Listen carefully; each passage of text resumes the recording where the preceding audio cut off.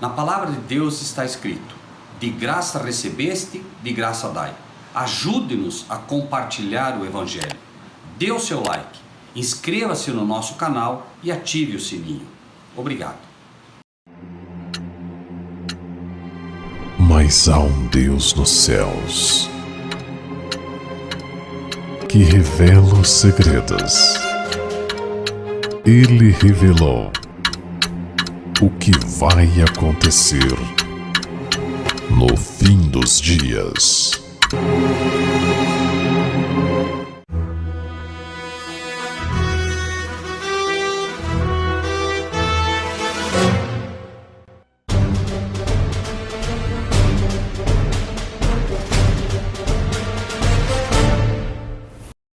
Quero cumprimentar a igreja com a paz do Senhor. Amém.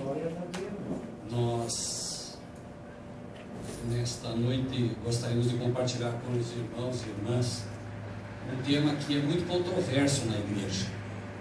Os irmãos devem ter percebido que nós temos procurado apresentar à igreja sempre temas que são temas mais difíceis, porque quando nós estudamos as coisas mais profundas de Deus, nós somos beneficiados de forma muito melhor.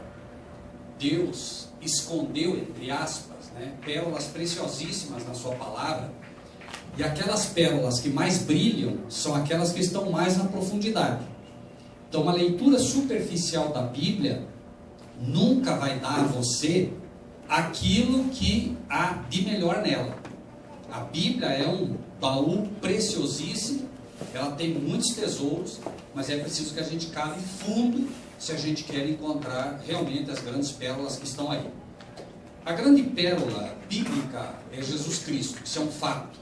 Não há uma pérola maior e mais brilhante do que Jesus. Mas existem outras pérolas, por isso o Evangelho vai dizer, o Evangelho, o reino dos céus é também como um negociante que procurava boas pérolas. Então ele procurando boas pérolas, quando nós procuramos boas pérolas na palavra, nós vamos primeiro encontrar a grande pérola que é Cristo Jesus.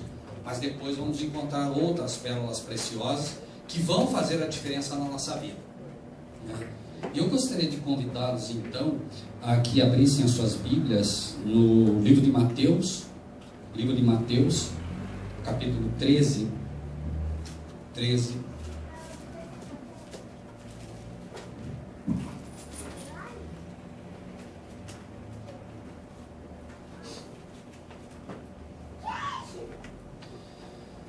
E no capítulo 13, dos versículos 1 a 3, nós vamos encontrar uma parábola que Jesus dá. E eu gostaria de ler apenas do 13 até o versículo 1 até o 3, porque não é este o tema, mas quero que os irmãos raciocinem do porquê essa parábola foi dada. 13, 1 ao 3 só. Tendo Jesus saído de casa naquele dia, estava sentado junto ao mar. E ajuntou-se muita gente ao pé dele, de sorte que, entrando num barco, se assentou. E toda a multidão estava em pé na praia. E falou-lhe de muitas coisas por parábolas, dizendo: eis que o semeador saiu a semear. Podem sentar, por favor. Jesus aqui dá uma parábola. E, obviamente, a palavra de Deus mostra que ele deu parábolas e muitos ensinos ele deu através de parábolas. E por que ele deu ensinos através de parábolas? Quando Jesus inicia o seu ministério, ele falava às pessoas de forma muito clara e muito simples. Porém, à medida que Jesus vai chegando ao término da sua missão, à medida que vai se aproximando da cruz, os fariseus, os saduceus, os doutores da lei, aqueles que deveriam ser os guardiões da Escritura, começam a persegui-lo. Olha que interessante. Aqueles que deveriam ser os guardiões da Escritura, aqueles que eram chamados doutores da lei, aqueles que deveriam conhecer a Bíblia como ninguém, começam a persegui-lo. Por isso Jesus um dia diz para eles: vocês estudam as Escrituras porque julgam ter nelas a vida eterna, mas elas falam de mim. Então Jesus disse: olha, vocês leem a Bíblia porque vocês acreditam que nela está a vida eterna, mas a Bíblia fala de mim, que vocês não me aceitam. Ou seja, do princípio ao fim da Bíblia, Irmãos e irmãs, por favor, entendam este pequeno conceito que vai lhes ajudar muito quando tiverem dificuldade ao estudar a Bíblia. Abriu a Bíblia, não entendeu algo? Coloque Cristo naquele texto. Coloque Cristo nele e você vai entendê-la. Entende? Você leu, peraí, não entendi, mas isso aqui está falando para o povo de Israel, isso aqui, coloque Cristo no conceito e você vai entender. Porque toda a Bíblia fala de Cristo. Do início ao fim a Bíblia fala do Cordeiro. Tudo. Então as pessoas hoje, por exemplo, existe muita dúvida em relação a Israel. Não, mas Israel, o povo de Israel isso, o povo de Israel aquilo. Todas as promessas bíblicas foram feitas em Cristo Jesus. Não há povo que possa ser beneficiado sem Cristo. Por isso a Bíblia diz que a promessa foi a Abraão e a sua descendência, singular, não plural. Não é as descendências, é descendência. Então toda a promessa bíblica de um pai que nos promete uma herança só pode ser recebida em Cristo Jesus. E foi aí que o povo de Israel se perdeu. Porque o povo de Israel começou a dizer, não, eu sou filho de Abraão, você não é, você é gentil. Eu sou filho de Abraão, nós somos filhos de Abraão. Chegaram ao cúmulo de dizer para Jesus que eles eram filhos de Abraão e Jesus era um bastardo. Imaginem um absurdo. Por quê? Claro, porque na cabeça deles, eles não acreditavam que Maria realmente foi e ficou grávida pelo poder do Espírito de Deus. Para eles, Jesus era um bastardo. E José, me perdoem a expressão, na cabeça deles, José era um corno. Imaginem o absurdo que se chegou a isso. E nós, como evangélicos, como protestantes, como povo de Deus, temos que ter muito cuidado nisso. Nós temos que ter cuidado para não chutar a santa, certo? Porque ela não é santa. Mas ao mesmo tempo temos que ter cuidado para não fazer de Maria uma mulher qualquer. Maria foi uma mulher espetacular, irmãos. Você imagine uma menina com 14 anos, o anjo veio e diz, olha, você vai ficar grávida. E ela diz, faça-se a vontade de Deus. Imagine. Podem ter certeza, naquele momento ela assinou uma sentença, e a partir dali, o mundo veria Maria como uma prostituta, que inclusive traiu o esposo, e ela já estava prometida. Por isso, cuidado quando falamos de Maria. Não exaltá-la ao pináculo, porque ela não é uma divindade, ela é uma mulher como outra qualquer, porém, uma mulher especial no sentido da missão que recebeu. E isso é um cuidado que a gente tem que ter, não é? Porque daqui a pouco nós vamos estar falando mal de uma mulher, e quero que entendam isso. Maria não tem culpa nenhuma da Igreja Católica fazer dela o que fez. Um dia nós vamos encontrar, pela graça de Deus, Maria no céu. E nós vamos dizer para ela, Maria, você soube o que fizeram com o teu nome lá na terra? E ela mesma vai ficar preocupadíssima. Não mais naquele momento, porque já estão todos salvos, mas de saber que o nome dela foi usado dessa maneira. Porque ela, quando viva, mostrou qual é o caminho do credo. Acabou o vinho. Maria, faz um milagre para nós. Eu não faço milagre. Eu não sei fazer milagre. Quem faz milagre é quem? Jesus. Vão a Jesus e façam tudo o que ele disser a vocês. Se Maria estivesse viva hoje, um católico dissesse, Maria, milagre, ela diria, vai para Jesus. Eu não faço milagre. Quem faz milagre é Jesus. Certo? Essa é a Maria que nós aprendemos a respeitar. E os católicos, uma vez, a gente fez uma matéria, e os católicos até questionam a gente, né? Porque a gente diz, e eu digo e defendo isso, eu não sou católico, por isso eu acredito em Maria, porque o católico não acredita em Maria. Se o católico acreditasse em Maria, ele entenderia que Maria disse, a minha alma se alegra em Deus, meu Salvador. Ele aceitaria que Maria disse, eu sou uma pecadora, eu preciso de um Salvador igual a vocês. Então eu acredito em Maria, porque eu acredito no que ela diz. O católico não acredita nela, porque não acredita no que ela diz. Entendam isso. O verdadeiro cristão acredita em Maria e não acredita no que dizem de Maria. Essa é a diferença. Mas aí, por que Jesus deu essa parábola? Porque agora começam a persegui-lo, e nessa perseguição agora, os espias começam a mandar gente para ouvir o que Jesus ia falar para poder condená-lo. E Jesus começa a falar por parábolas.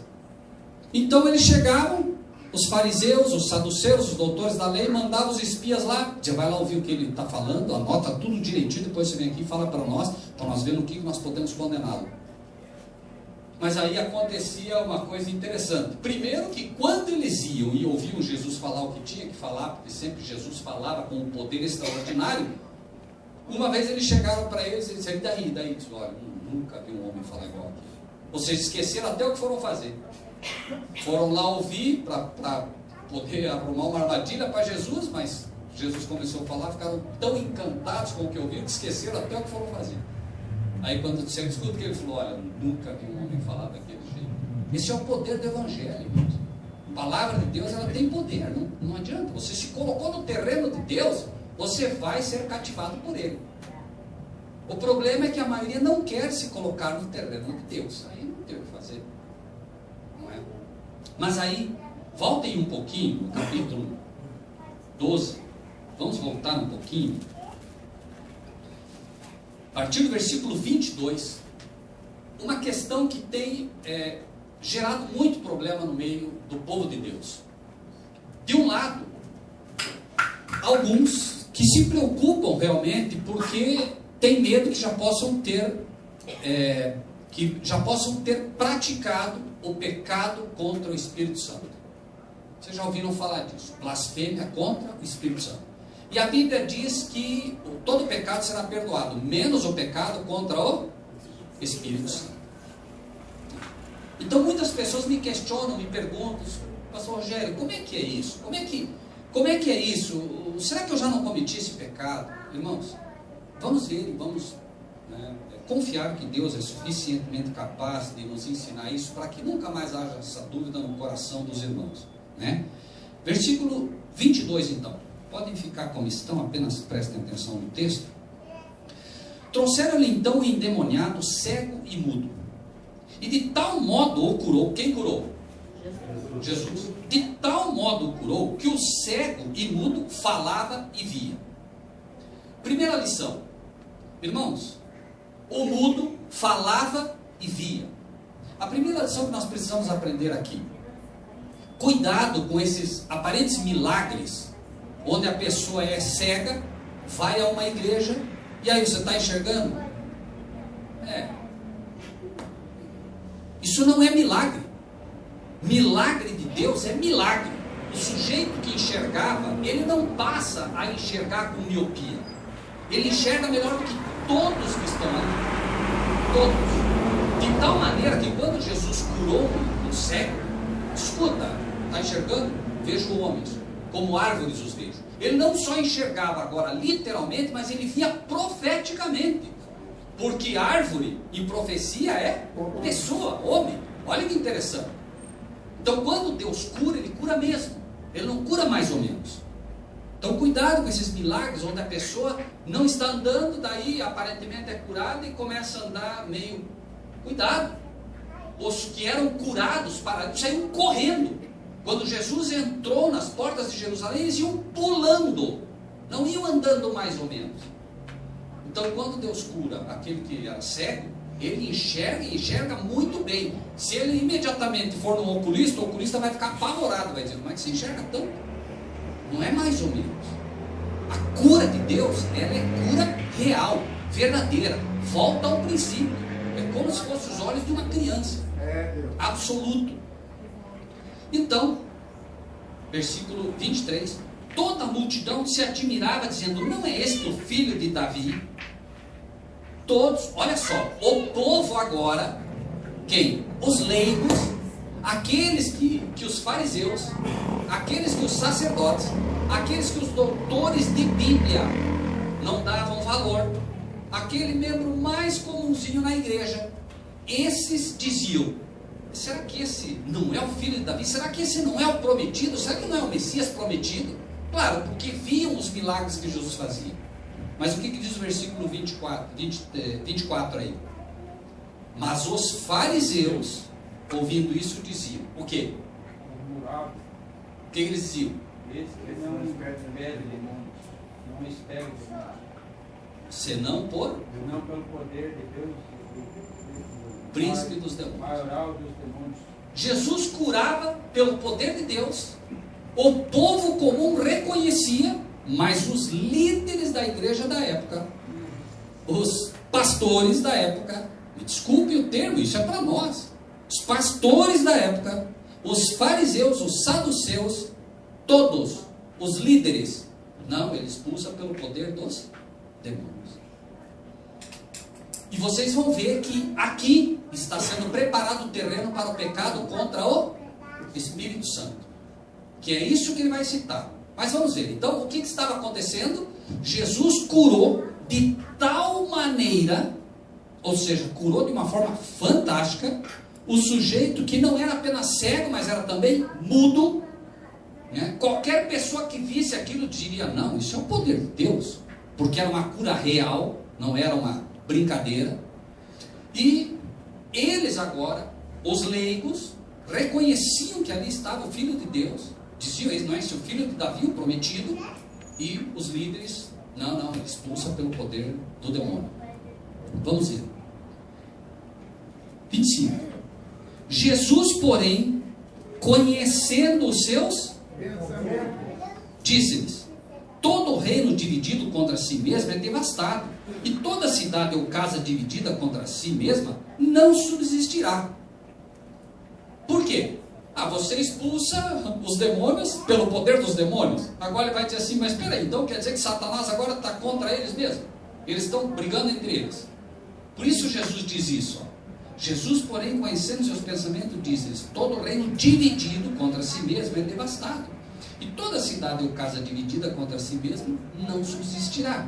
Se Satanás expulsa a Satanás, está dividido contra si mesmo. Como, pois, subsistirá o reino dele?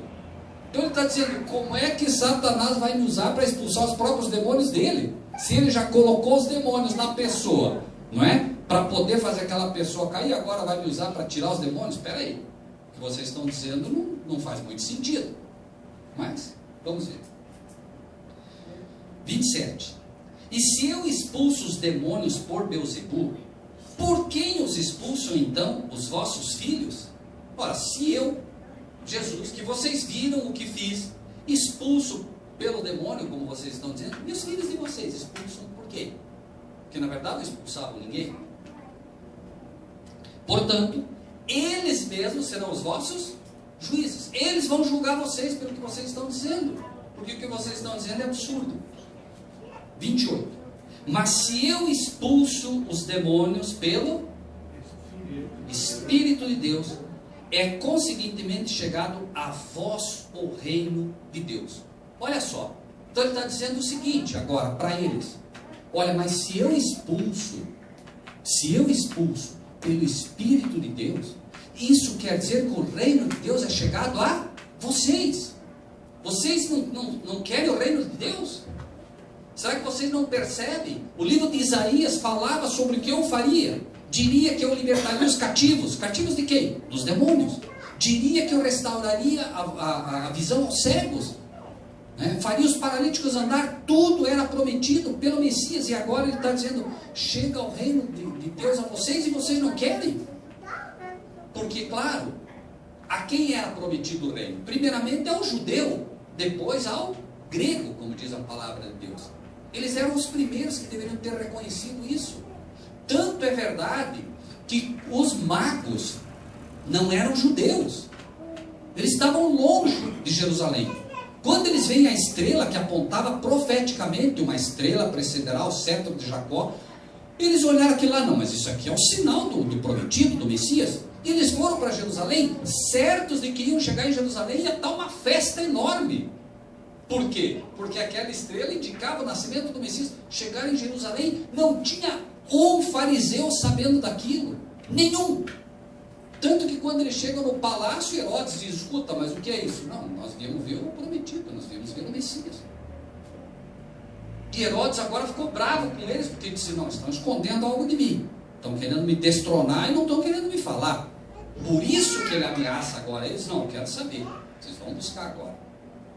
E os reis magos, né, inspirados por Deus, foram, né, Herodes disse, vão lá e depois vocês me contem que eu quero ir lá adorar também, eu queria matar Jesus. Mas eles, inspirados por Deus, pegaram outro caminho, né, como nós temos na Escritura.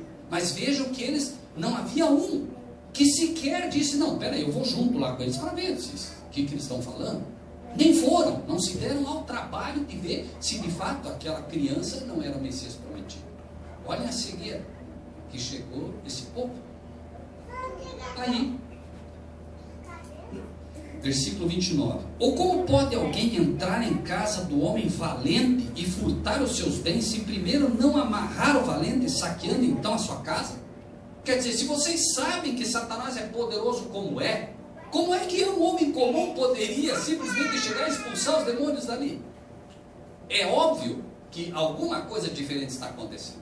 Jesus aqui está lutando por fazer eles ver, pelo menos pelo bom senso, o que estava acontecendo. 30. Quem não é comigo, Jesus disse, é contra mim. E quem comigo não ajunta, espalha. Não tem meio termo. Não tem meio termo. Não existe meio cristão. Ah, mais ou menos. A pessoa pergunta às vezes, escuta, você é um cristão? Estou tentando. Não estou tentando não. Você é um cristão ou não é? Não tem meio termo. Ou você foi adotado na família celestial ou não foi. E Jesus disse, quem não ajunta comigo, espalha. Não tem meio termo. Não tem você achar que pode ser um morno na igreja. Não tem como. Se você for um morno, você está atrapalhando. Atrapalha, o morno atrapalha. Jesus disse, estou a ponto de vomitar da minha boca. E o morno espalha. Porque a verdade, irmãos, é que é a seguinte: o povo de Deus, inspirado por Deus, consegue reconhecer quando Deus fala. A palavra de Deus diz que o homem natural não compreende as coisas de Deus, porque elas se discernem espiritualmente. Então não tente convencer um homem do mundo das coisas profundas de Deus, vai perder tempo. Para a pessoa que está no mundo, tem que dar leite para ela, leitinho. O mais simples, o mais básico. Não adianta querer falar de profecia para ela, que ela não vai entender nada. E você já deve ter experimentado isso. Você vai falar para uma pessoa e diz, olha que maravilhoso, eu escutei lá sobre Apocalipse 13. O quê? Apocalipse 13 é da besta. Hã? Não entende nada. Não vai entender absolutamente nada. É jogar pérolas aos porcos. Ah, não, mas está chamando eles de porco. Não, o porco não tem culpa de sujar a pérola. Se jogar a pérola para ele, o que ele vai fazer com a pérola? Vai sujar tudo, porque ele é porco. Agora, isso quer dizer que ele é mau? Não, não é que ele é mau. Simplesmente não se deve perder tempo com isso. Nós temos que aprender a dar o leite para aquelas pessoas que estão lá fora. Para quando elas estiverem amadurecidas pelo Espírito de Deus, poderem entender o que vocês hoje entendem.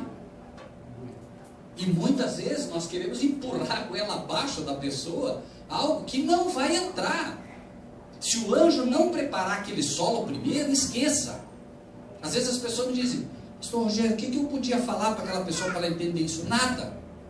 Pode falar nada, você é incapaz de convencer alguém da verdade. Nós somos incapazes de convencer alguém da verdade. Nosso papel é jogar a semente. Quem vai regar é o Espírito de Deus. Agora, nossa preocupação tem que ser em jogar a semente boa, só isso. O problema é que muita gente está jogando semente má. Você acha que o Espírito de Deus vai regar a semente má? Não vai. Aí a palavra de Deus, como deve ser, não é pregada, e a pessoa quer que o Espírito Santo regue. Não vai regar, irmão. O Espírito Santo só vai regar a boa semente. Porque senão, se ele regar a semente má, daqui a pouco a igreja está cheia de joio. Nós não queremos joio. A Bíblia diz que o joio que está na igreja, devia estar na igreja? Não, ele disse, o inimigo fez isso. Quem é que põe joio dentro da igreja? É o inimigo, para atrapalhar o trigo. Ou não é assim? Será que Deus queria que tivesse joio no meio da igreja? Não. E quando é que foi que o inimigo plantou o joio? Dormindo os homens. A liderança não pode dormir. Os líderes têm que estar o quê? Tem que estar de olho bem aberto. O inimigo entra mesmo e coloca o joio no meio do trigo. É assim. 31. Agora sim, veja que ele vai dizer, portanto eu vos digo, todo pecado e blasfêmia, o quê? Se perdoará aos homens, mas a blasfêmia contra o Espírito não será perdoada aos homens. E se qualquer disser alguma palavra contra o Filho do Homem, quem é o Filho do Homem? Se qualquer pessoa disser alguma palavra contra Jesus, vai ser perdoado. Mas se alguém falar contra o Espírito Santo, não lhe será perdoado, nem nesse século, nem no futuro. Quero fazer uma pergunta simples aos irmãos, para que os irmãos raciocinem com isso. Por favor. Amados irmãos e irmãs. Acho que não está aqui. Está na gaveta. Está na gaveta aqui? Tá. Ah, tá bem. Obrigado, meus irmãos. Ok. Muito bem. Irmãos, quero que prestem muita atenção nisso. Vocês conseguem concordar que Jesus disse que o Pai é maior que eu? Sim ou não? Ele disse isso ou não? Sim ou não? Sim. Ele disse, meu Pai é maior que eu. E isso é um fato. Alguns teólogos dizem, não, Jesus disse isso só em relação a quando ele esteve na terra. Não. O Pai, quem deu poder a Jesus? O Pai. O Filho, que é Cristo, foi gerado do Pai. Tudo, Jesus disse, o que eu tenho foi o Pai quem me deu. Eu faço as obras do meu Pai. Certo? Então, em primeiro lugar, e vocês podem ver também isso de forma simples no livro do Apocalipse. Não é? Como é que é o Apocalipse? Me ajudem. Capítulo 1, versículo 1. Revelação de Jesus Cristo, a qual Deus lhe... Quem deu? Deus. Deu para quem? Quem vem primeiro então? Segundo. Revelação de Jesus Cristo, a qual Deus lhe deu para mostrar aos seus as coisas que brevemente devem acontecer. Pelo seu anjo as enviou. Quem vem terceiro? Que as notificou a João seu. Então, como é que é a comunicação entre o céu e a terra, para a gente não esquecer? Quem vem em primeiro lugar? Pai. Depois? Depois? E depois? Nós. Nós estamos, quando estudamos o Apocalipse, nós estamos lendo quem? João. Não é assim? A pergunta agora que nós faríamos é, cadê o Espírito Santo? Isso é uma pergunta interessante. O Espírito Santo não está presente aqui? Está. Como é que Deus revela ao seu Filho? Pelo Espírito. E Cristo revela ao anjo como? E os anjos trazem a nós pelo... E nesse momento que nós estudamos, por exemplo, a Epístola de João, de Paulo, quem é que nos revela? O Espírito. Amém. Amém. A diferença está, então, no seguinte. Pergunta simples. Pastor, quem é o Filho de Deus? Quem é o Filho de Deus? Quem? Amém. Tem alguma dúvida disso, pastor? Nenhuma dúvida. Então o pastor está plenamente convicto de que o Filho de Deus é Jesus Cristo. No momento que o pastor começar a ensinar que Jesus Cristo não é o Filho de Deus, certo? Ele está cometendo o pecado contra o... Por quê? Quem foi que convenceu o pastor de que Jesus Cristo é o único Filho de Deus literal? Quem foi que lhe convenceu disso? Amém. Certo? Por isso o pecado não pode ser perdoado quando é a blasfêmia contra o Espírito Santo. Por quê? Porque todo pecado é perdoado. Todo erro que você cometer é perdoado. Contra o próprio filho. Contra o próprio filho. Veja que o texto diz. Por quê? Porque a pessoa pode não entender isso. Ele pode não entender que Jesus é o Filho de Deus. Ele está pecando contra o Filho, mas ele não entende. Tudo que não é de fé é pecado. Então a pessoa não entende que Jesus é o Filho de Deus. Ele não entende isso. Está cometendo pecado contra o Espírito Santo? Não. Por quê? Porque ele não sabe disso. Agora vejam como isso se explica pela própria Bíblia. Vamos voltar um pouquinho. O que é que estava acontecendo? Capítulo 12, versículo 24. Vamos ler de novo. O que estava acontecendo ali? Quem quer ler? Mas os fariseus... Os fariseus, ouvindo isto, murmuravam: eis que não expele demônios, senão pelo poder de Deus e do maioral dos demônios. Então vejam bem, eles viram o milagre, sim ou não? Sim. Sim.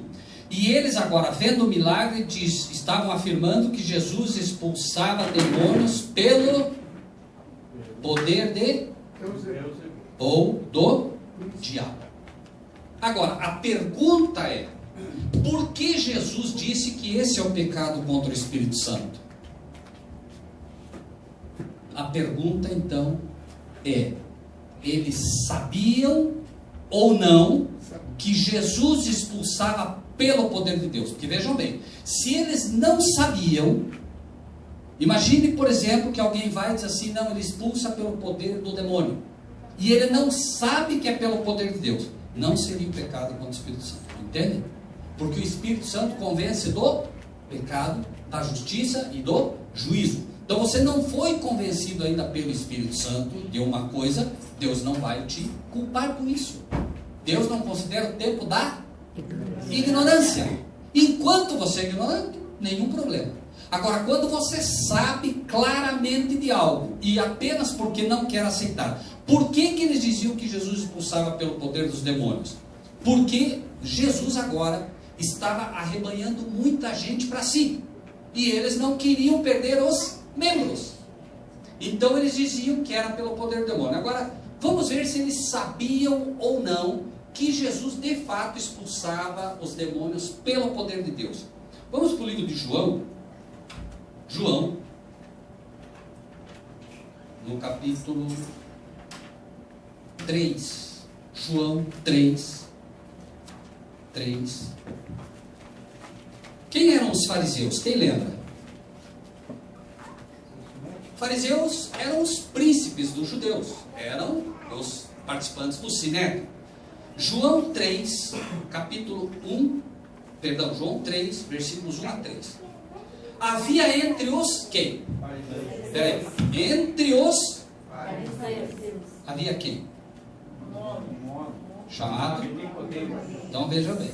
Entre os fariseus havia um homem chamado Nicodemos. O que aconteceu ali? Príncipe dos judeus. Ele era um dos, o quê? Fariseus. Concordam? Sim ou não? Sim. Ok. Este foi ter de noite com Jesus e disse: Rabi. O que ele disse? O que mais? Bem, peraí, vamos lá. Bem, o quê? Sabemos que és mestre. Peraí. Bem, sabia mais ou menos ou sabiam bem? Sabiam bem. Bem, o que eles sabiam? És mestre dentro de Deus. Por quê? Vindo da parte de Deus, porque ninguém pode fazer estes sinais que tu fazes, se Deus não estiver com ele. Então, peraí. O que ele está dizendo? Nós, os fariseus, sabemos e sabemos muito bem que tu vês de Deus. Por quê? Porque os milagres que tu fazes não podem ser feitos se não vem. Então eles sabiam ou não sabiam? Estavam plenamente convencidos ou não? Mesmo assim eles resolveram o quê? Mentir. Mesmo sabendo claramente, resolveram mentir. O Espírito de Deus podia fazer alguma coisa por eles? Não. Por quê? Já sabiam. Já foram convencidos daquilo, mas não queriam aceitar. Então, este é o pecado contra o Espírito Santo. A blasfêmia contra o Espírito Santo. Deu para entender isso até aqui? Vamos ler um pouquinho mais para tentar pegar mais algumas pérolas sobre esse mesmo tema. Vamos para o livro de Lucas, no capítulo 11 agora. Lucas, capítulo 11. E é curioso também que algumas pessoas dizem: mas a Bíblia ela é controversa, porque um fala uma coisa, outro fala outra. É preciso entender que a Bíblia, né, ela mostra um relato onde Deus não inspirou exatamente as palavras, mas sim a pessoa. Então, por exemplo, o pastor Vilmar está aqui sentado e ele vê uma cena de repente ali fora. Ele vê daqui. E lá na frente, é a rodoviária ali, né? Ali na frente da rodoviária tem outra pessoa. Vê a mesmíssima cena que o pastor Vilmar. E a irmã vê a mesma cena de onde ela está. O pastor Vilmar vai relatar o que aconteceu de um jeito. Certo? A irmã vai relatar o mesmo fato de outro jeito. E a pessoa que estiver lá vai relatar do outro jeito. Não é que um vai mentir e o outro vai falar a verdade. Não, eles vão relatar conforme o ângulo que viram. A irmã provavelmente, se fosse um acidente que viu, ia se preocupar muito mais com a criancinha que estava no carro. Vai citar mais o que aconteceu com a criancinha. O pastor, quem sabe, né, como motorista, iria olhar sobre o prisma do motorista. Não, ele veio de lá, o outro fechou, ele tentou desviar, não conseguiu, bateu. Certo? Cada um conta sobre o prisma e a cultura que tem. Então nós vamos ver aqui, por exemplo, que isso não é diferente. Né? Então não é que houve, que a Bíblia tenha, né, discordância. Não, simplesmente, né, aquele que escreveu, escreve sobre o ponto de vista que ele vê. Né? Por isso que alguns citam uma coisa, outra não. Vejam que aqui, ó, no versículo, a partir do versículo 14, diz assim: estava ele expulsando... Até porque tem fatos que na Bíblia que não foi testemunho ocular, né? Sem dúvida. Ele contou a história porque outro recebeu. Contou a história. Ótimo, muito bem. Né? O 14, né? Estava ele expulsando um demônio, qual era? Mudo. Mas vejam que lá na frente falou que era cego e mudo, não é? Isso é controverso? Não. Ele, né, se preocupou mais com a mudez. Né? E aconteceu que, saindo o demônio, o mudo falou, e maravilhou-se a multidão. Mas alguns deles diziam, veja que é o mesmo relato: ele expulsa os demônios por Beelzebul, príncipe dos demônios. E outros, tentando, pediam-lhe um sinal do céu. Ora, vejam só, ele acabou de fazer um mudo falar e um cego ver. E outros tentando queriam pedir um sinal do céu. Mas que sinal mais vocês querem? Mas conhecendo ele os seus pensamentos, disse-lhes: todo reino dividido contra si mesmo será assolado, e a casa dividida contra si mesma cairá. E se também Satanás está dividido contra si mesmo, como subsistirá o seu reino? Veja que é basicamente a mesma coisa, mas nós vamos ver um acréscimo aqui interessante. Pois dizeis que eu os expulso os demônios por Beelzebul. Se eu expulso os demônios por Beelzebul, por que os expulso vossos filhos? Eles, pois, serão os vossos juízes. 20. Mas se eu expulso os demônios pelo... Dedo de Deus. Peraí. Se eu expulso os demônios pelo dedo de Deus. Dedo de Deus. E lá, ele disse pelo Espírito de Deus. Vejam, irmãos. Aquilo que para os ímpios, para os gentios, para os mundanos é uma controvérsia, para nós é uma maravilhosa revelação de Deus. Por quê? Eles vão dizer, não, tá vendo, um falou que é dedo, outro que é espírito, afinal de contas eles não se entendem. Não é que não se entendem. Deus está dizendo para mim e para você algo que é muito importante nos dias de hoje. Pergunto, teu dedo é uma parte de você ou é um outro ser? O dedo de Deus, ou o Espírito de Deus, é uma parte de Deus ou é um outro ser? Uma parte de Deus. Amém. Entende? Essa é a lição maravilhosa. Por isso nós não encontramos o Espírito aqui. Nós não encontramos Deus, Jesus e tal. Por quê? Porque o Espírito é uma parte de Deus, mas também é uma parte de Deus. Por isso nós vamos encontrar na Bíblia Espírito Santo, Espírito de Deus e Espírito de Cristo. Certo? Assim como o Espírito que a gente habita é uma parte sua, não é um outro ser. Entendem, irmãos? Então, aquilo que aparentemente, né, para o mundano é um problema, para os filhos de Deus é uma revelação excepcional, principalmente nos dias de hoje, onde não se entendem essas coisas nas igrejas. Irmãos, é absurdo como as igrejas hoje não entendem esses termos. E aí, claro, vem a dúvida. Então, ele diz, né? Mas se eu expulso, versículo 20, se eu expulso os demônios pelo dedo de Deus, certamente a vós é chegado o reino de Deus. Quando o valente guarda armado a sua casa, em segurança está tudo quanto tem. Mas sobrevindo outro, mais valente do que ele, vencendo, tira-lhe a toda a armadura em que confiava e reparte seus despojos.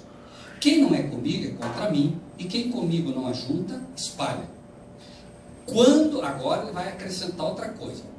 Qual é o perigo agora, absurdamente, né, que vai ocorrer quando você começa a rejeitar o Espírito de Deus como eles estavam fazendo? O Espírito de Deus convencendo eles, né, de que Cristo expulsava os demônios pelo Espírito de Deus, que era pelo poder de Deus, e eles iam por Beelzebul. Sabe o que acontece agora? Olha só, 24. Quando o espírito imundo tem saído do homem, por isso ele vai dizer isso, anda por lugares secos buscando repouso, e não achando, diz, tornarei para a minha casa de onde saí. Então o risco agora qual é? O Espírito de Deus convenceu você de algo. Te convenceu, por exemplo, que você não deve, exemplo, por favor, aqui, hipotético. O Espírito de Deus, você foi convencido pelo Espírito de Deus que não deve beber cachaça. Tá bem? Você foi convencido pelo Espírito de Deus. E você agora não bebe cachaça. Mas daqui a pouco você começa a beber cachaça. Qual é o risco? Deus expulsou o demônio que te fazia beber cachaça. Mas agora você começa a dar guarida de novo para o demônio. E começa a beber. O risco agora que você corre é esse. Agora não vai voltar o demônio da cachaça. Vai voltar quantos? Esse é o problema. Por quê? Porque agora a casa foi varrida, foi limpa. Jesus expulsou todos os demônios que estavam lá. Mas agora a casa está limpinha. E os demônios também gostam de uma casa limpinha. Esse é o perigo. Por isso a gente tem que cuidar. Né? Porque assim, nós temos a blasfêmia contra o Espírito Santo, que é o pecado que acabamos de falar, e temos o entristecer o Espírito Santo. Quando eu volto a fazer coisas que eu já não fazia, eu entristeço o Espírito Santo. Mas o entristecer do Espírito Santo pode ser uma porta para o pecado da blasfêmia contra o Espírito Santo. Entende? Eu começo entristecendo e daqui a pouco eu cometo o pecado da blasfêmia. Por quê? Porque é assim. Eu sei que não devo beber cachaça, mas eu começo a beber. Aí o pastor visita um dia o Rogério e diz assim: pastor Rogério, não é bom o pastor beber cachaça. Não, mas pastor, mas é socialmente, não é nada. Eu começo então arrumando o quê? Desculpas. Mas daqui a pouco não é mais um copo, daqui a pouco já é 2, daqui a pouco é uma garrafa. E daqui a pouco o que vai acontecer não é mais que eu arrumo desculpa para beber. Eu agora já não quero mais que me fale, já não quero mais ouvir a voz do Espírito de Deus me falando, e começo a atacar agora quem diz que não se pode beber cachaça. E é uma coisa curiosa, vocês vão observar. Você vai para o fumante e diz para ele, ele fuma, mas não bebe. Aí você fala para ele, escuta, fumar é pecado. Não, fumar não. Eu fumo só. Eu só que fumo, não incomodo ninguém. Não faz mal para mim, não faz mal. Agora, se eu bebesse, daí sim. Aí você vai para o que bebe. Ele bebe e não fuma. Aí você diz, escuta, beber é pecado. Não, fumar é pecado, porque fumar mata, beber não mata ninguém. Claro, é o chamado pecado acariciado da Bíblia. Aquilo que eu não gosto, está tudo bem. Agora, se eu gosto, daí não mexa no meu pecado acariciado, porque eu não vou abrir mão. Não é assim? É assim. Então, quando o espírito imundo, versículo 24, imundo tem saído do homem, anda por lugares secos buscando repouso, e não achando, diz, tornarei para minha casa de onde saí. E chegando, acha a varrida e adornada. Então vai e leva consigo outros 7 espíritos, o quê? Piores do que ele. E entrando habitam ali. E o último estado desse homem é pior que o primeiro. Agora vejam. Obviamente que isso é uma realidade bíblica. Porém, o versículo 27 aparentemente vai falar de algo que não tem nada a ver com isso. Diz, olha só, chega alguém e diz, aconteceu que dizendo ele essas coisas, claro, porque Jesus agora mostra o pecado, né? Mostra a falha. Aconteceu que dizendo ele essas coisas, uma mulher dentre a multidão, levantando a voz, lhe disse, olha que interessante, bem-aventurado, por isso eu falei de Maria no início, lembram? Olhem só, olha o equilíbrio. Essa mulher diz, bem-aventurado, veja só, ela está olhando para Jesus, Jesus está fazendo algo fantástico, havia acabado de curar, de uma forma maravilhosa, um cego e mudo, e ela agora, como os de hoje, dizem, bem-aventurado o ventre que te trouxe, e os peitos em que mamaste. olha que interessante. Essa pessoa, ela vem, está vendo quem? Jesus. Fazendo o milagre que fez, e ela diz, bem-aventurada é a... Olha o erro. Tem alguma coisa nova debaixo do sol? Não. Nada. É o mesmíssimo caso. Jesus faz um milagre fantástico. Jesus mostra, né, uma realidade do pecado contra o Espírito Santo que poucos entendiam. O que ele está fazendo é algo que qualquer pessoa deveria dizer: bem-aventurado és tu, meu Senhor. Não, bem-aventurada é Maria. Agora olhem Jesus, que resposta espetacular. Olhem o que é, né, um homem realmente usado por Deus, né, esse ser maravilhoso que é o nosso mestre, que é o nosso professor, que é o nosso rei, que é o nosso salvador, né? O que ele diz? Versículo 28. Mas ele diz o quê? Antes, bem-aventurados são os que ouvem a palavra de Deus e a guardam. Veja só que interessante. Bem-aventurados são os que ouvem a palavra de Deus e aguardam. Mais do que Maria. Vejam, irmãos, isso não é um absurdo, não.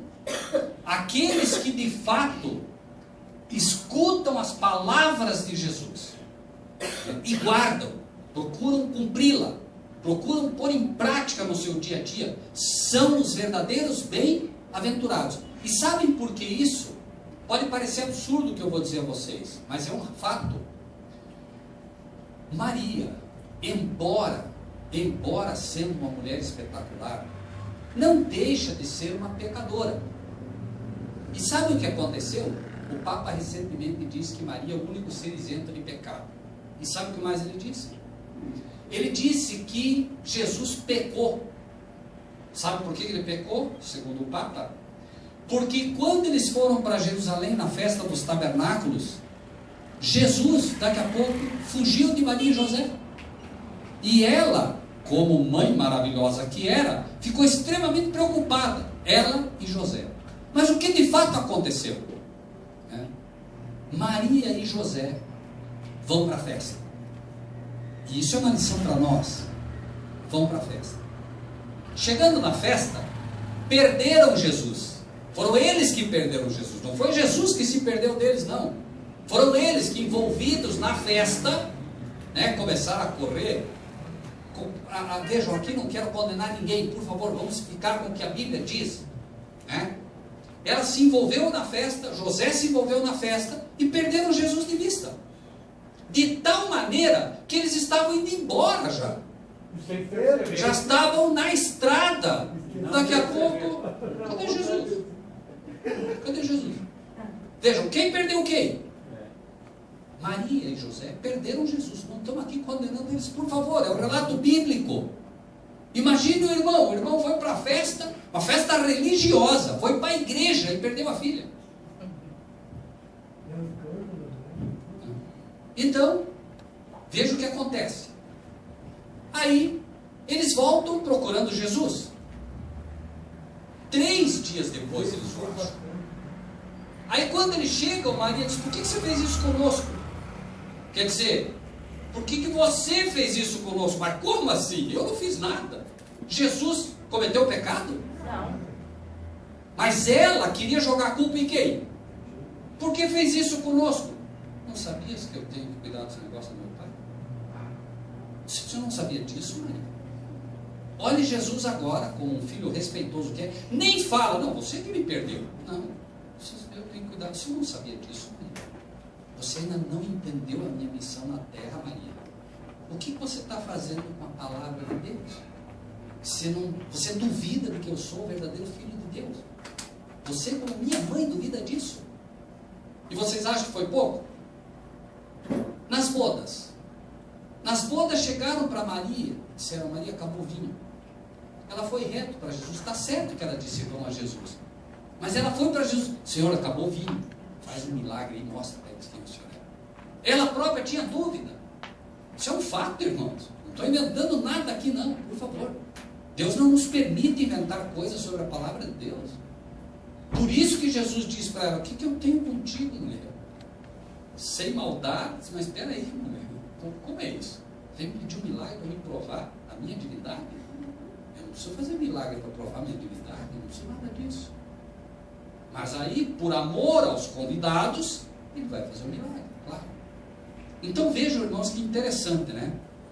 Jesus mostra claramente quem são os bem-aventurados. Né? E isso aconteceu também quando chegaram para Jesus. Senhor, estão aí tua mãe e teus irmãos. E o que Jesus disse de novo? Minha mãe e meus irmãos são os que fazem a vontade do meu Pai. Vejam, irmãos. Por isso nós temos lições assim preciosíssimas na Bíblia e que nós só vamos entender quando realmente a gente fizer o quê? Se debruçar sobre ela, cruzando texto com texto, né? Aí as coisas vão ficando claras a todos nós, né? E eu encerro com este último pedacinho aqui, 29. E ajuntando-se a multidão, começou a dizer o quê? Maligna é esta geração. E diria, bem-aventurados os peitos que te amamentaram, bem-aventurada aquela, né, por quem veio o teu ventre. Se vocês buscarem hoje, o catolicismo tem defendido exatamente isso, que Maria é divina, porque não poderia Maria não ser divina, por quê? Porque no ventre dela não poderia vir algo impuro, e se usa então essa argumentação, exatamente a mesma. Mas Jesus está dizendo duas coisas aqui. Primeiro, maligna é esta geração, que pensa assim, que pensa que Maria está acima de Jesus. Não, mas eles não dizem que Maria está acima de Jesus, não. Quando um católico vai se confessar, o que é pedido a ele para fazer? O que vocês sabem? O Pedro fala? Rezar quanto? Quanto? 10 Ave Marias. E quantos Pai Nosso? 1. Quem é melhor aí? Maria. 10 para Maria, 1 para Deus. Está fácil entender quem é que realmente é louvado e quem é que é adorado. Ora, se eu dou 10 para Maria e 1 para Deus, é óbvio que eu estou jogando Maria pelo menos 10 vezes mais importante. E o conceito que o diabo faz através disso, irmãos, do desequilíbrio, é qual? Deus é um Deus bravo. Deus é bravo. Você tem que ir lá para Maria, vai lá para Maria, Maria vai lá e vai amansar Deus. Isso é absurdo, irmãos. A Bíblia diz que Deus é amor. E sabe como nós somos enganados dia a dia com frasezinhas bonitas? Não há amor maior que o amor de mãe. Não é verdade. Me desculpem as mães. Não há amor maior que o amor de Deus. Pai, que é Deus. Até naquele filme lá, o Filho da Compadecida, né? Não conheço. É um filme que... Sim, filme nacional, sei. Há muito tempo. Sim, Maria está lá intermediando, não é Jesus que está intermediando o pecado. Sim. É Maria. Sim. Por isso é Nossa Senhora Medianeira. Se chama Nossa Senhora Medianeira porque é medianeira, está mediando, né? Então a gente vai vendo, por exemplo, né, como o inimigo trabalha com detalhes. Acreditem, nada é por acaso. Não vão pensar que o Dia das Mães foi levantado por causa das mães. Não. É Maria que está sendo exaltada acima do Pai. Sempre. Né? Então, nós vemos, por exemplo, né, como o inimigo tem trabalhado. Maligna esta geração. Ela pede um sinal. Irmãos, não me levem a mão. Hoje, por exemplo, nós estamos fazendo o que nessa igreja? Hoje. O que estamos fazendo aqui? Aprendendo com a palavra. Busque uma igreja que promete milagres. Cada dia um milagre. Hoje é o milagre da cura, amanhã é o milagre da família, depois da manhã é o milagre da prosperidade. Pergunto, está assim ou não está? Por quê? Porque uma geração maligna quer o quê? Sinal. Geração maligna quer sinal, só quer milagre. É uma geração maligna essa que só quer milagre. A verdadeira geração de Deus quer a palavra. Podem ter certeza, irmãos. O milagre vem. Mas quando os discípulos chegaram para Jesus e disseram: Senhor, teve os demônios que nós não conseguimos expulsar. Vocês lembram o que Jesus disse? Eles estavam preocupados porque não conseguiram fazer o milagre. Jesus disse: alegrai-vos antes, porque os vossos nomes estão escritos no livro do céu. Não há um milagre maior para o ser humano do que o seu nome escrito no livro do céu.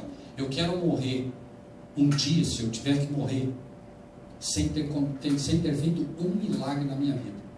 Mas quero morrer como um livro, meu nome escrito no livro do Senhor. Glória a Deus. A Bíblia diz, inclusive, que João Batista foi um profeta que não houve igual. Mas diz também que ele não fez nenhum sinal, nenhum milagre. O maior profeta que o mundo conheceu, segundo o próprio Jesus, não fez nenhum milagre. Por quê? Porque João Batista pregava a palavra.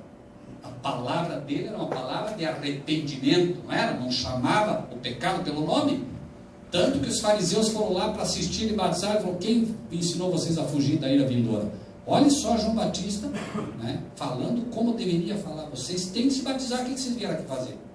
Se vocês estão vindo aqui para espiar, pulem para a água aqui, vamos se batizar vocês também. Vocês têm que dar um exemplo para o povo. E eles não queriam. Por isso Jesus disse. Também vou fazer uma pergunta para vocês. O batismo de João Batista era do céu ou dos homens? Não sabemos. Ficou feio para eles. Pastores da época, imagine, não sabemos. Imagine, pastor. Chega Jesus e diz assim: pastor Guimarães, o batismo de João era do céu? Eu não sei. Imagina isso. O batismo que nós fazemos é do céu ou dos homens? Do céu.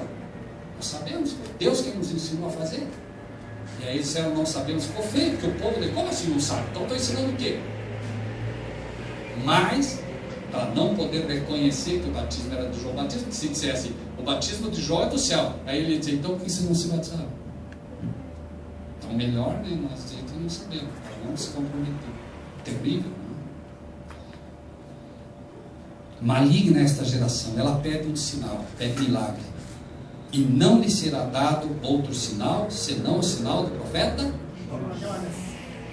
Porquanto assim como Jonas foi sinal para os ninivitas, assim o Filho do Homem o será também para esta geração.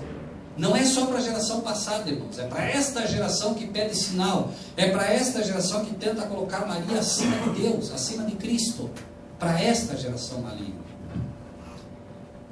A rainha do sul, peraí, quem? A rainha do sul se levantará no dia do juízo com os homens desta geração e os condenará. Por quê? Porque eles diziam: nós somos filhos de Abraão. Ele está dizendo: ó, a rainha do sul, uma mulher gentil, lá de fora, ela vai se levantar e vai julgar vocês. Interessante, né? Juízo com os homens desta geração e os condenará, pois até dos confins da terra ela veio ouvir a sabedoria de Salomão. E eis aqui está quem é maior do que Salomão. Ou seja, vocês não me sabem. Os homens de Nínive. Os homens de quem? Nínive. Se levantarão no dia do juízo com esta geração e a condenarão. Vocês sabiam que Jonas foi para Nínive? Olha que interessante. Foi dada uma mensagem para Jonas, não foi? Jonas, vai lá para Nínive e fala que Nínive vai ser? Em quanto tempo? 40 dias. Vai lá e fala. Jonas, vai lá e fala. É o seguinte: 40 dias, Nínive vai ser destruída, Jonas. Vai lá e fala para eles. Agora imagine só, pastor. Deus chama o irmão Laércio. Laércio, vai lá e fala, lá em Cascavel, vai lá e fala para todo mundo lá, para o prefeito, para todo mundo, que em 40 dias Cascavel vai ser destruído. Tá bom? Vai fazer isso? Primeiro eu vou, senhor, né? Não quero fazer isso. Eu vou lá falar, o prefeito vai mandar me arrancar a cabeça, né? Vai virar uma confusão, vão querer me matar. Não vou. Deixa eu pegar o navio e vou para o outro lado. Não, você vai sim. Você vai. Então tá bom. Finalmente vai. Agora ele chega lá e fala: escuta, prefeito, reúne todo mundo lá e diz: olha, Cascavel vai ser destruído em 40 dias. Tá bom. Falou. Mas o que aconteceu daí? O prefeito se arrependeu, né? Os vereadores se arrependeram, todo mundo se arrependeu, e Deus disse: bom, então não vou destruir. Agora você passou pelo quê? Falso profeta, que fala e não acontece. Agora o Laércio foi lá e falou: eu fui lá, falei que ia destruir, agora o senhor vai lá e se arrepende. Mas como é que é isso? Agora eu fiquei como falso profeta, porque a Bíblia diz que se ele falar e não acontecer, ele é um falso profeta. Por isso ele ficou bravo com Deus. Mas vejam o que é o amor. Não é que Deus se arrependeu no sentido de que, veja, o alerta de Deus é sempre para quê? Ah, eu vou lá destruir? Não, eu vou lá falar que vou destruir para que você se arrependa. Esse é o objetivo final. Aí eles se arrependeram, ele ficou bravo. Não, senhor, eu queria que o senhor fizesse desse fogo e matasse todo mundo. Mas que tipo de profeta é você, meu filho? Né? O amor pelas pessoas tem que vir primeiro. Entenda. Mas sabem qual é a beleza nisso tudo? Vocês sabiam que 40 anos depois Nínive foi destruída?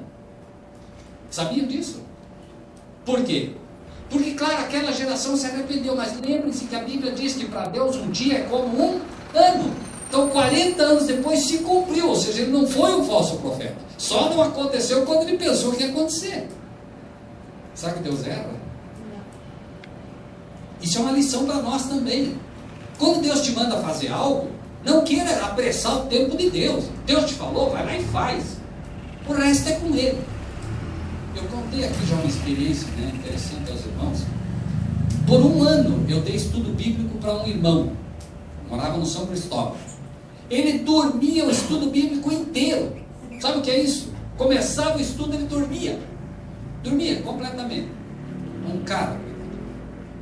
Aí, mas eu no meu coração tinha e tenho uma certeza. Jesus falou para um morto e ele pulou da sepultura. Como é que um sujeito dormindo não vai ouvir a palavra de Deus? Vai entrar. Como que vai entrar? Não sei. Eu sei que a palavra de Deus tem poder. Né? Se ressuscitou um morto, não vai acordar um que está dormindo? Vai. Passou, acho que um ano depois, foi embora, foi lá para Londrina, tal, nunca mais vi ele. Um dia uma ligação para mim lá em Medianeira. Né? Aquele senhor, ô Rogério, estou te ligando só para te dizer que eu vou me batizar. Finalmente vou me batizar. Um plantou, o outro pegou, e o outro vai colher. Né? E para nós, a maravilha é essa. Né? Você planta, né? O Espírito de Deus rega, e quem vai colher finalmente é o nosso amado ceifeiro Jesus Cristo.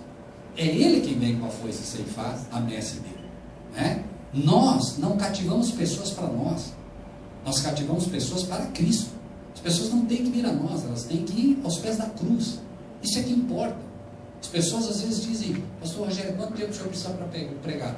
Nem um segundo. Que Cristo fale as suas ovelhas. Porque é para a cruz que elas têm que ir. Não para mim, nem para o pastor. Né? Nós temos um noivo, que é Cristo Jesus. E nós somos, ou devemos ser, como João Batista. Olha, João Batista, né, os discípulos de João Batista, escuta, olha, sabe aquele um que o senhor falou lá, que é o Cordeiro de Deus? Pois é, está todo mundo indo atrás dele agora. Oh, que maravilha! Eu estou feliz com isso, eu quero pôr tudo atrás dele mesmo. Quero que fique ninguém aqui, quero que vá todo mundo atrás dele. Né? E eles não entendiam isso. Né? Maravilhoso. E ele diz o quê? É necessário que ele e eu. Quanto mais nós diminuirmos, mais Cristo vai crescer.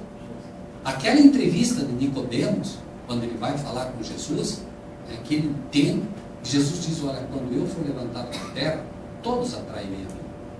Quando nós levantarmos Cristo, cada um de nós, quando as pessoas vierem falar conosco, e nós exaltarmos a Cristo, tirar o nosso centro e levar a Cristo, exaltar, levantar a Cristo, todos serão atraídos a Ele. Todos. O problema é que nós muitas vezes queremos ser o centro da atenção. Não, eu faço, eu aconteço, eu consigo. E aí vem o problema. Né? A rainha do sul, versículo 31, se levantará no dia do juízo com os homens desta geração e os condenará. Pois até dos confins da terra veio ouvir a sabedoria de Salomão, e eis aqui está quem é maior que Salomão. Os homens de Nínive se levantarão no dia do juízo com esta geração e a condenarão. Os homens de Nínive vão se levantar. Aquela geração que se arrependeu vai se levantar, né, na ressurreição de Cristo, pois se converteram com a pregação de Jonas. E eis aqui está quem é maior do que Jonas. Irmãos e irmãs, é óbvio que as lições que Deus tem para nós, elas sempre são lições fantásticas, mas nós, como um povo de Deus, como esses servos de Deus, né, gradativamente vamos aprendendo que, se bem, né, o milagre é importante, né, os sinais de Deus são importantes, muito mais importante é o que Jesus disse: bem-aventurados aqueles que ouvem e procuram guardar a palavra. A palavra, repito, né, a gente tem assim insistido nisso com vocês. Por favor, tomem um tempo para estudar a palavra, tomem um tempo para armazenar no coração de vocês, que seja um pedaço da palavra. Pega sempre a Bíblia, Você tem no celular, foi para o banco, está na fila, leia um pouquinho. Ah, mas pastor, eu não entendo direito. Não importa, manda para dentro. Que leia um versículo, que leia 2, que leia 5, que leia 10. Manda para dentro. É alimento. No momento certo, o Espírito de Deus vai trazer à tona isso e você vai ser fortalecido. Amém? Amém. Que Deus lhes abençoe a todos e que nós possamos de fato ser esses servos que Deus quer que sejamos. Amém? Na palavra de Deus está escrito que nós devemos compartilhar o que recebemos. Assim, se você gostou desse vídeo, dê o seu like, inscreva-se no nosso canal e ative o sininho.